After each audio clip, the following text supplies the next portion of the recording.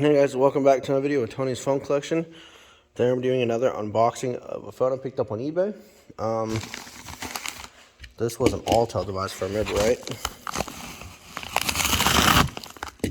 So let me know if you guys still want me to post videos. They'll just be out in the garage as I don't have an office space. Now I picked this phone up on eBay, which actually came pretty close from where I live actually. I think it's like an hour and a half away. It is the white LG Rhythm in poor shape, but I didn't have a white one, so it's gonna need some work on it. And I did crack the camera lens on my phone, so if you see the like rainbow effect, that's probably why. So it looks like it isn't reset, but does work. Fully charged battery.